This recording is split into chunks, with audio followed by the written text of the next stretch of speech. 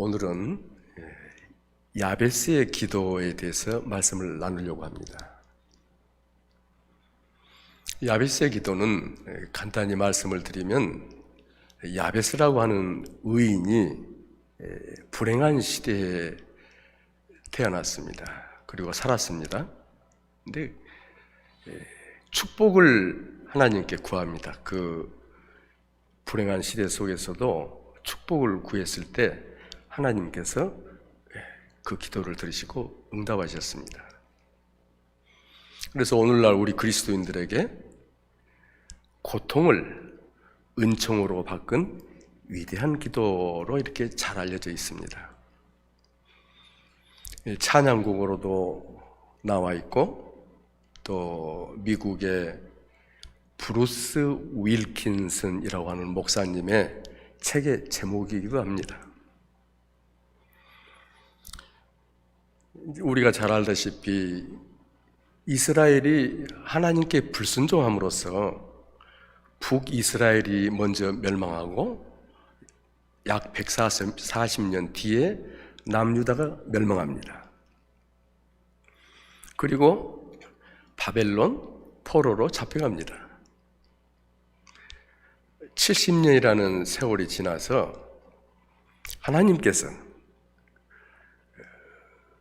에레미야 선지자에게 말씀하신 그 70년이라는 시간을 약속을 지키시고 다시 이스라엘을 회복시켜 주십니다. 그래서 1차, 2차, 3차에 걸쳐서 이스라엘 백성들이 다시 이스라엘로 돌아옵니다. 그때 1차에는 수룹바벨 성전을 기억하시죠? 수룹바벨. 2차에는 에스라, 3차에는 느헤미야.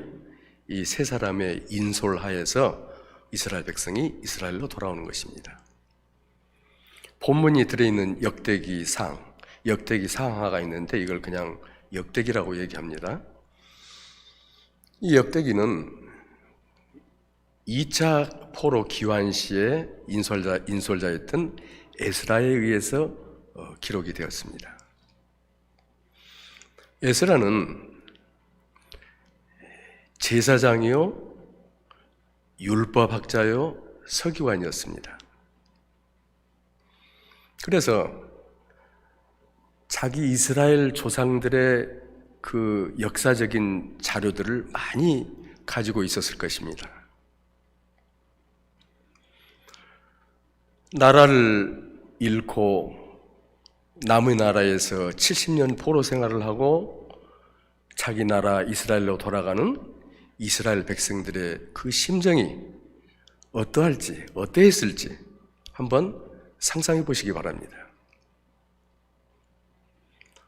나라를 지키지 못하고 나라를 빼앗긴 그 힘없는 민족의 그 서글픔과 안타까움, 그리고 고국에 돌아간들 이미 폐허가 되어버린 그 땅들을 다시 재건시키기 위해서 얼마나 걸릴지 알 수 없는 그 암담한 미래를 생각할 때에 얼마나 기운이 빠지고 슬프겠습니까?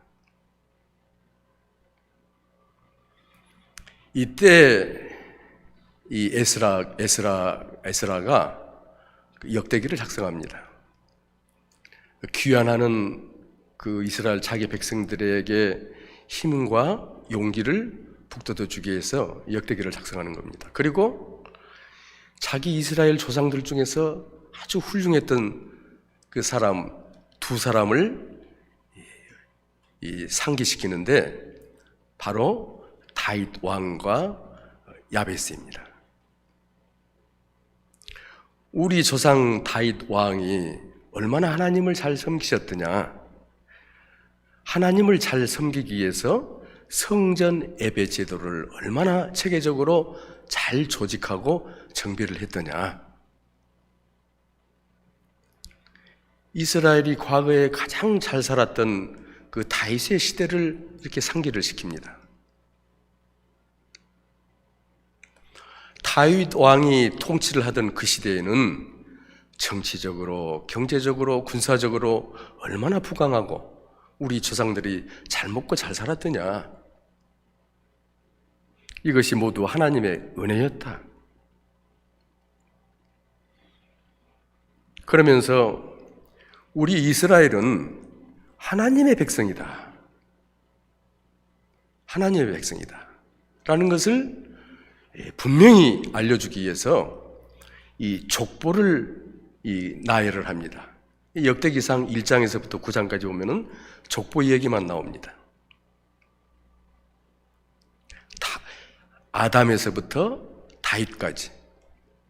그리고 이제 10장에서부터 마지막 29장까지 역대상은 이제 다윗이 통치했던 얘기, 그리고 성전 건축 준비, 그리고 다윗이 죽음으로써 역대기 상이 끝납니다.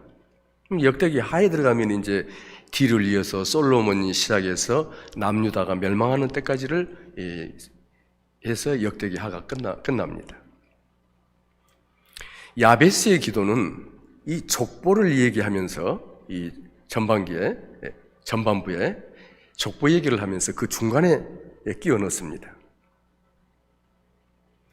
야베스는 유다 지파의 후손이요. 유다 지파면은 예수님이 바로 유다의 후손이죠. 에스라 시대, 지금 이 글을 작성하는 에스라 시대로부터, 즉 포로 귀환 시대로부터 약 1000년 전 사사 시대에 살던 사람이었습니다. 성경에는 야베스에 대한 이 정보가 거의 없습니다. 그러나 이스라엘 사람들 사이에는 잘 알려져 있는 사사시대의 위대한 인물이면은 틀림이 없습니다. 사사시대에는 그 이스라엘 역사상에 가장 부패하고 타락한 시대였습니다. 사사시대라고 하면은 우리가 잘 아는 여호수아가 가나안 정복을 위해 가나안 땅에 들어가서 그 어느 정도 가나안 정복을 하고 나이가 들어서 죽었습니다.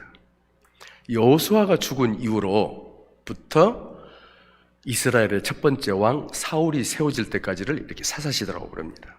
이 시대에는 이제 강력한 지도자가 없으니까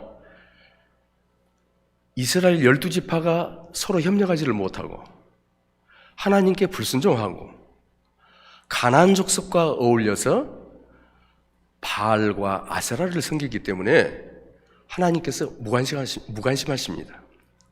타치를 안 하십니다. 이스라엘 백성들이 잘못했습니다 하고 용서를 빌면 그때 사사를 세워서 이스라엘을 지켜주시는 것을 반복하셨습니다. 이러한 암흑 시대, 이러한 시대에도 기도하는 사람이 있었다. 야베스라고 하는 이 의인이, 우리의 조상이 믿음과 진실과 간절함으로 기도함으로 하나님께 응답을 받았다. 우리도 야베스의 마음으로 기도를 하면 하나님께서 분명히 우리를 도와주신다라고 하는 희망과 확신을 귀환하는 이스라엘 백성들에게 심어주었습니다.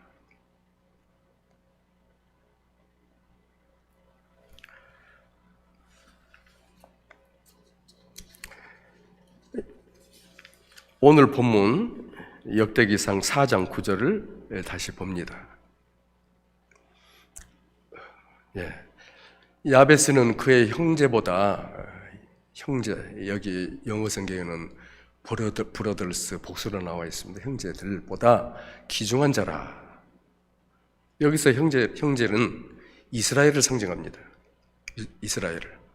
그의 어머니가 이름하여 야베스라 하였으니, 야베스는 히브리어입니다. 히브리어인데 불행, 슬픔, 고통, 수고라는 뜻을 가지고 있습니다. 이는 내가 수고로 낳았다 함이었더라. 그러니까 불행한 시대에 태어난 야베스가 훗날에 그 존귀한 사람이 되었다. 그의 이스라엘에서 형제, 이스라엘 안에 위대한 사람이 됐다, 존귀한 사람이 됐다라는 뜻입니다. 구절은. 구절은 야베스가 어떤 사람인지를 지금 알려주고 있습니다. 그런데 지금 보면은 어머니가 야베스라고 이름을 지어줬어요. 그 많은 이름 중에서 왜 불행이라는 이름을 지어줬을까요? 그거는 태어날 때 그 난산의 고통을 통해서 어렵게 태어났다라고 말씀하시는 분들도 있지만은 그것보다는 시대적으로 불행한 시대에 태어났기 때문에 그 이름을 불행이라고 이름을 지어준 것입니다. 너는 태어나도 불행하다. 시대가 이러니까. 고생문이 화나다 이런 것입니다. 그리고 아버지나 할아버지에 대한 언급이 없습니다. 야베스에 대한.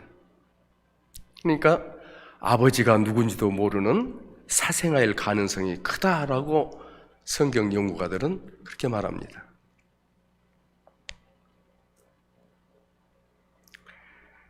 이러한 불행한 시대에 태어난 야베스가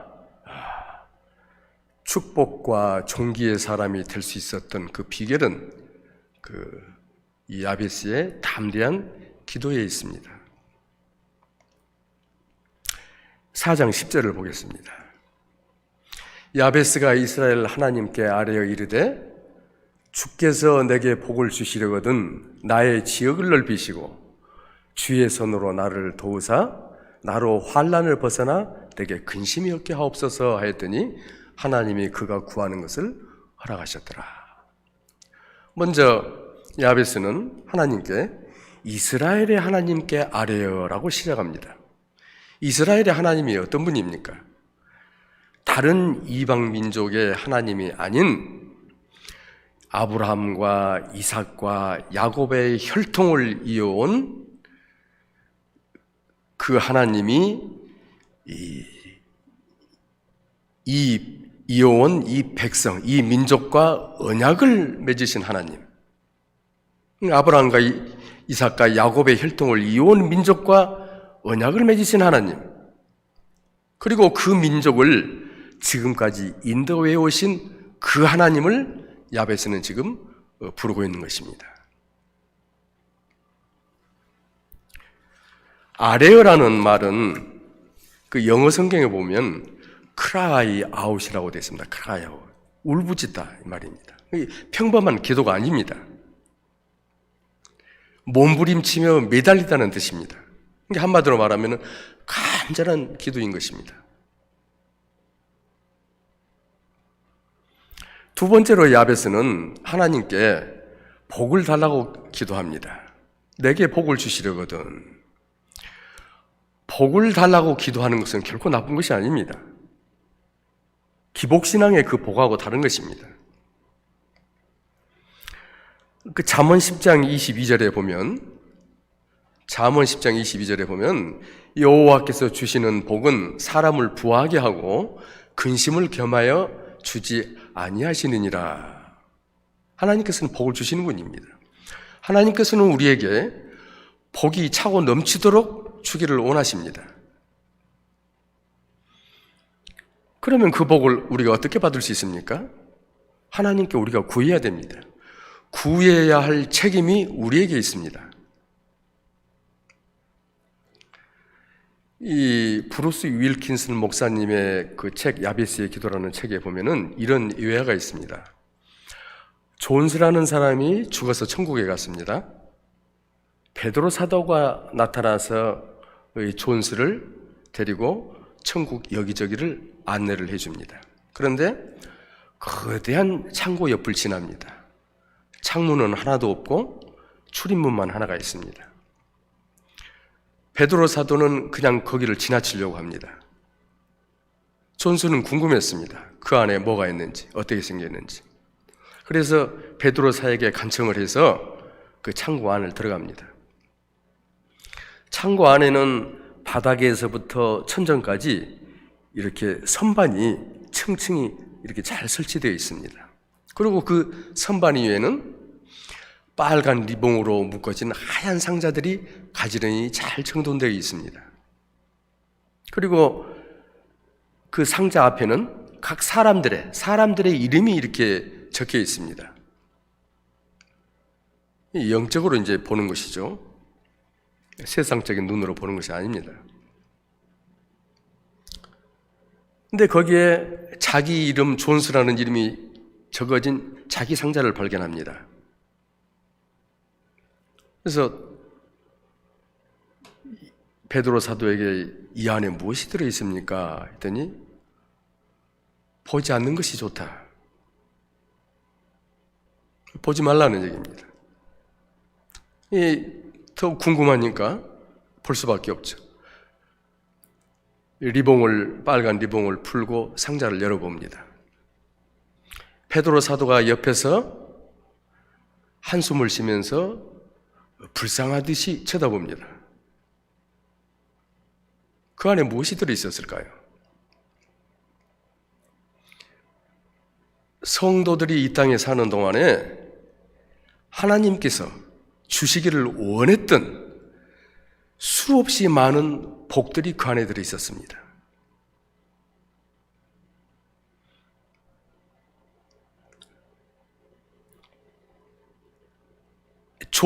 존스는 그 복을 한 번도 구한 적이 없습니다. 이거는 우리가 마땅히 누려야 할 복을 받지 못하는 안타까움을 이렇게 우리들에게 알려주고 있는 이야기입니다. 우리는 구해야 됩니다. 하나님께서는 주시기를 원하십니다.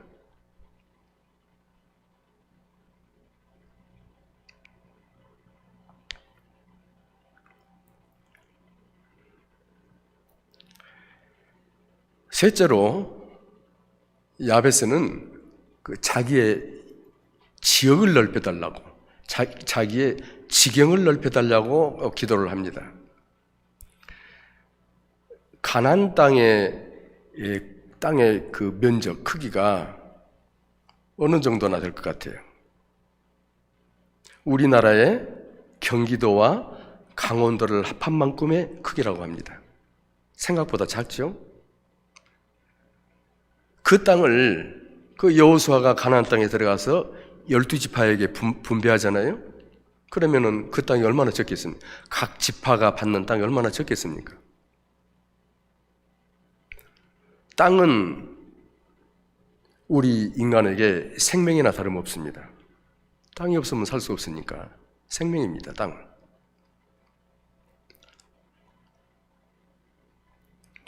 우리 인류 역사가 동양, 서양을 막론하고 땅을 서로 빼앗는 전쟁의 역사입니다. 그렇지 않아요? 가만히 생각해 보세요. 서로 땅을 빼앗는 전쟁의 역사였습니다. 그것이 지금까지도 이어지고 있잖아요. 러시아가 우크라이나를, 중국이 대만을, 북한이 남한을 넘겨보고 있잖아요.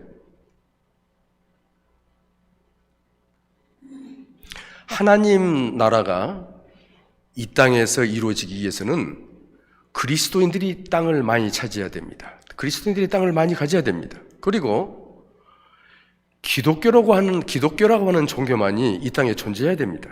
그래야 되지 않겠어요? 하나님 나라를 이 땅에 이루기 위해서는.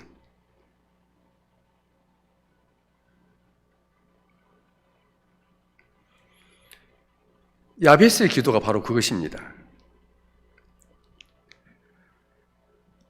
바알과 아세라를 섬기는 가나안 족속의 노예가 되어버린 이스라엘을 보면서 한탄하면서 하나님의 백성된 자로서 하나님 나라를 확장하기 위해서 큰 일을 할 수 있는 기회와 책임을 달라고 기도하는 것입니다. 비전의 기도인 것입니다. 자기의 지경을 넓혀달라는 그러한 얘기입니다.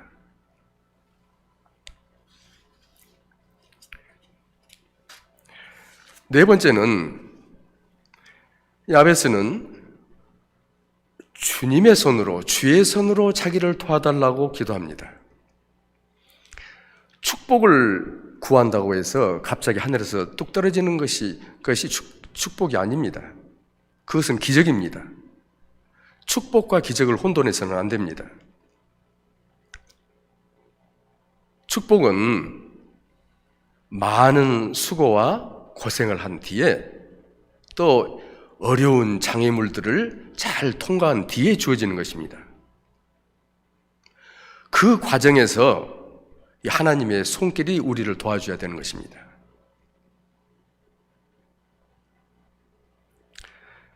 사도행전 11장 21절을 보면은 주의 손이 그들과 함께 하심에 수많은 사람들이 믿고 주께 돌아오더라. 초대교회 시대의 얘기입니다. 주의 손이 함께 하심으로 초대교회가 폭발적으로 성장했습니다.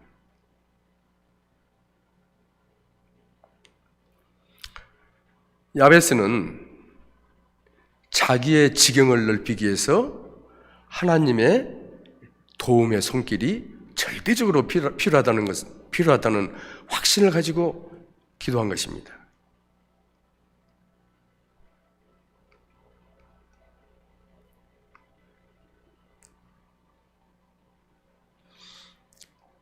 마지막으로 야베스는 환난에서 벗어나 근심이 없게 해주십시오라고 근심이 없게 해달라고 기도했습니다. 야베스가 말하는 환난은 그 사사시대의 악하고 음란한 환경을 말합니다. 야베스는 하나님의 말씀에 순종하며 살기를 원한 의인이었기 때문에 그 악한 시대에서 산다고 하는 것이 고통스럽고 힘들었을 것입니다. 그래서 그러한 환경에서 벗어나게 해달라고 지금 기도하는 것입니다.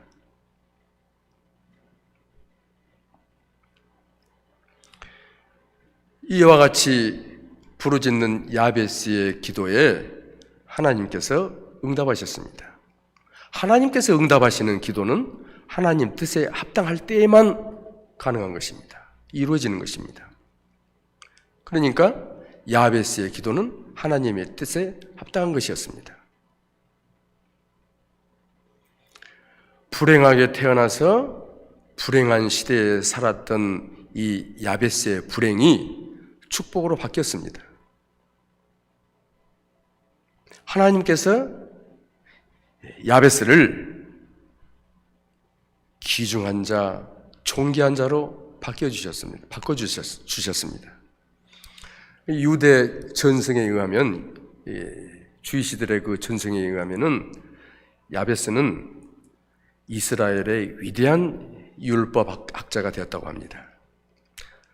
사랑하는 성도 여러분, 우리가 살고 있는 이 시대가 어떻습니까? 어떻게 생각하십니까?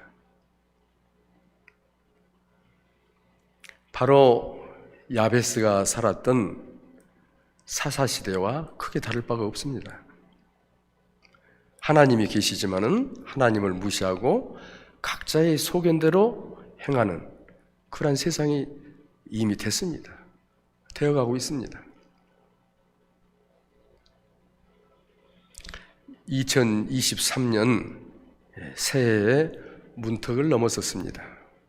야베스의 기도가 우리 모두의 기도가 되어서 금년 한 해를 또 앞으로를 축복받는 저와 여러분이 될 수 있기를 예수 그리스도의 이름으로 축원드립니다. 기도하겠습니다. 하나님 아버지, 2023년 새해를 맞이해서 야베스의 기도를 상고해 보았습니다. 불행한 시대에 태어나서 불행했던 야베스는 믿음과 진실과 간절함으로 하나님께 기도했을 때 그의 인생이 바뀌었습니다. 존귀한 자, 소중한 자가 되었습니다. 현재의 삶이 힘들고 고통스러울지라도 전적으로 하나님을 의지하고 주님께 부르짖는 저희들이 되게 하옵소서.